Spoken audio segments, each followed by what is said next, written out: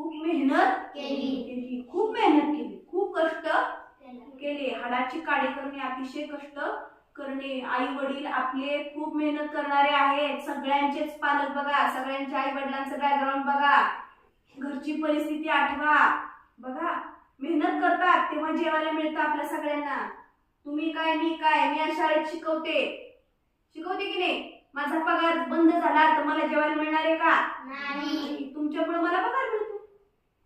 तसंच तुमच्या पप्पांना शेतात काम केल्यानंतर तुमच्या घरातल्या मेंढ्या, तुमच्या सगळ्यांच्या घरी मेंढ्या आहेत की बऱ्याच जणांच्या, मग तुमच्या घरातल्या मेंढ्या आहेत, त्या मेंढ्यांसाठी चरायला नेतात किंवा त्या सगळे शेतात काम करतात. ते सगळं काम करतात म्हणून तुम्ही शिकू शकता. बरोबर आहे का? हो. आई वडिलांनी काम केलं नाही तर तुम्ही शिकाल का? नाही शिकणार तुम्ही. आई वडील आहात म्हणून तुम्ही शिकू शकता.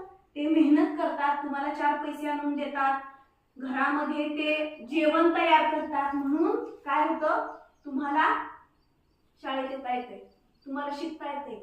म्हणून आई वडिलांनी हाडाची काढ केली म्हणून आम्ही शिकलो असं स्वाभिमानानं सांगायचं.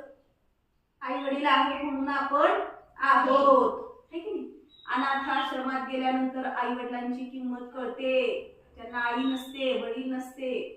अशा वेळी आपली आताची परिस्थिती कितीतरी पटीने आपण सुखी आहोत. आपल्याला आई वडील आहेत, ते आपल्यासाठी कष्ट करतायत, काम करतायत, म्हणून आपण आज इथं आहोत. कधी विसरायचं नाही.